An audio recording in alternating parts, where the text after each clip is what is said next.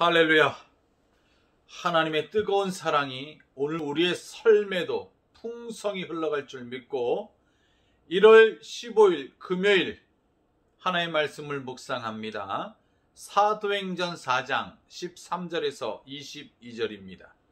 그들이 베드로와 요한이 담대하게 말함을 보고 그들을 본래 학문 없는 범인으로 알았다가 이상히 여기며 또 전에 예수와 함께 있던 줄도 알고 또 병 나은 사람이 그들과 함께 서 있는 것을 보고 비난할 말이 없는지라 명하여 공회에서 나가라 하고 서로 의논하여 이르되 이 사람들을 어떻게 할까?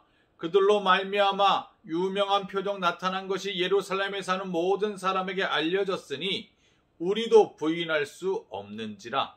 이것이 민간에 더 퍼지지 못하게 그들을 위협하여 이후에는 이 이름으로 아무에게도 말하지 말게 하자 하고 그들을 불러 경고하여 도무지 예수의 이름으로 말하지도 말고 가르치지도 말라 하니 베드로와 요한이 대답하여 이르되 하나님 앞에서 너희의 말을 듣는 것이 하나님의 말씀을 듣는 것보다 옳은가 판단하라.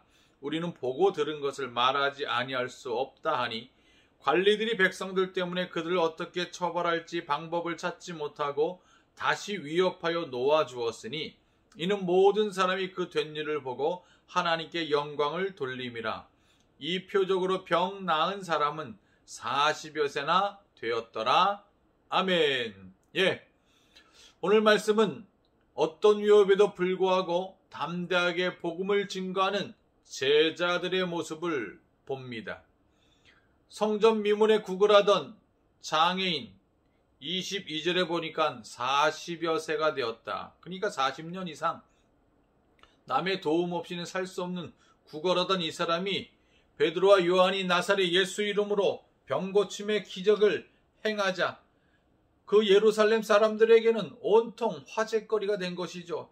이야, 이 사람이 어떻게 이렇게 걸어다니고 뛰어다니고 하나님을 찬송하는 자가 되었는가?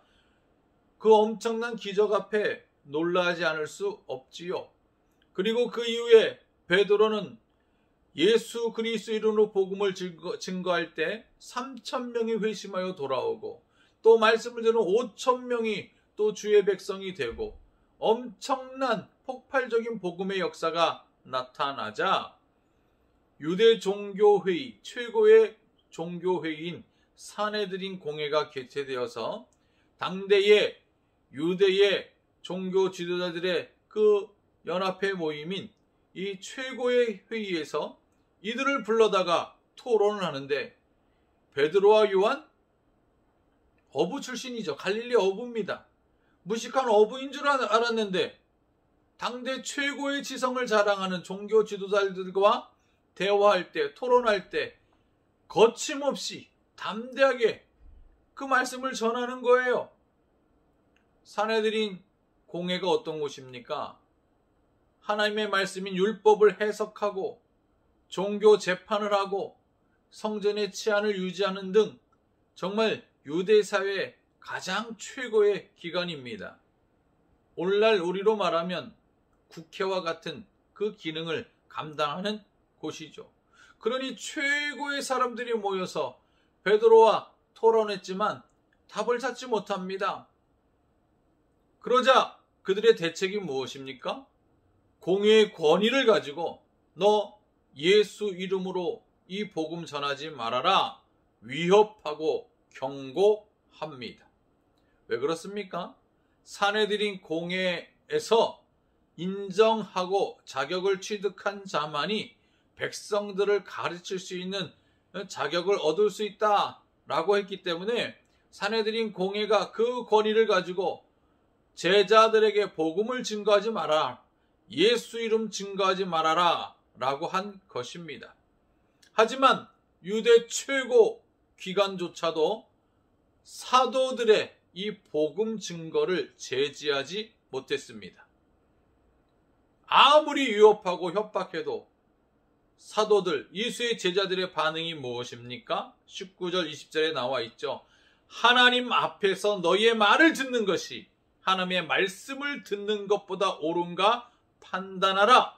우리는 보고 들은 것을 말하지 아니할 수 없다.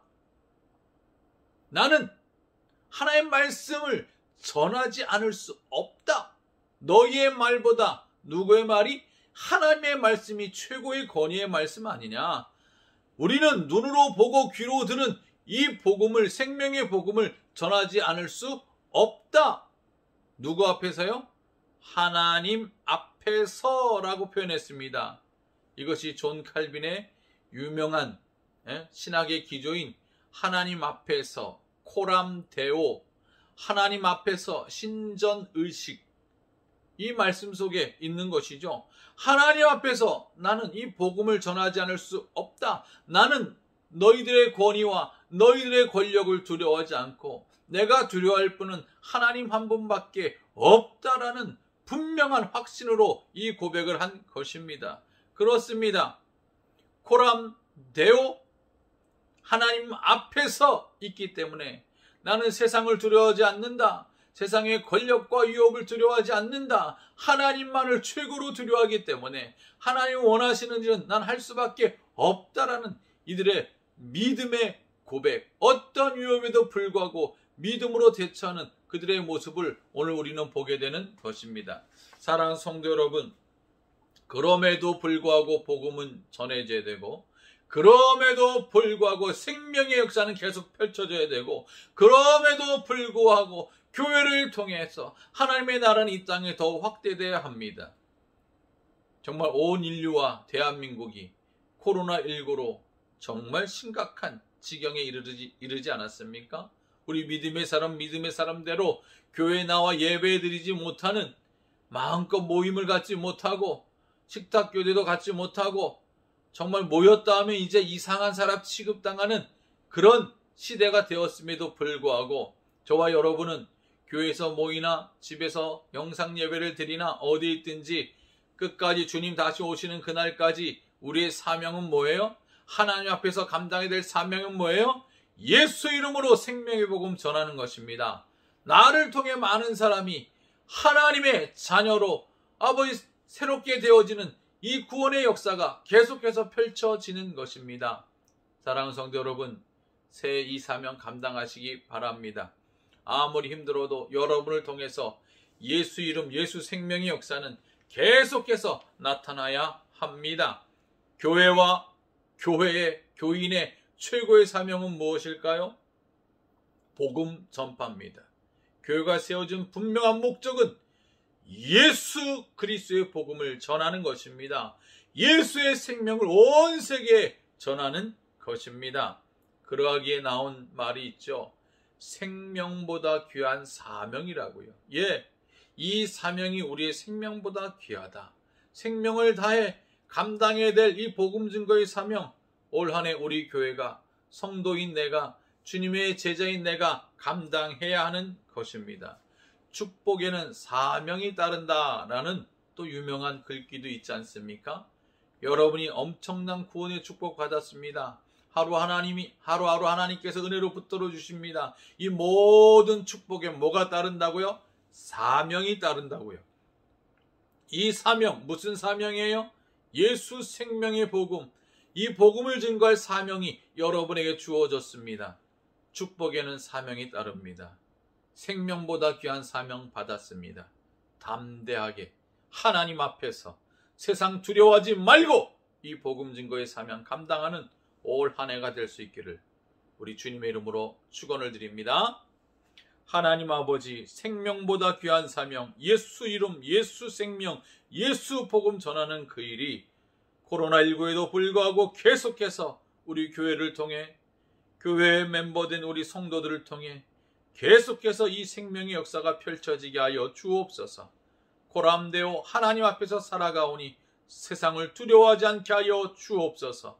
예수 이름으로 승리한 한 날 되게 하시고 예수 이름으로 기도하는 모든 제목들이 다 응답되는 은혜와 복 내려 주시옵소서. 오늘도 예수 이름 붙들고 살아가오니 주님 함께하여 주옵소서. 빌때 이 모든 것 예수 그리스도 이름으로 기도 올리옵나이다. 아멘. 할렐루야. 오늘도 예수 이름으로 승리하세요.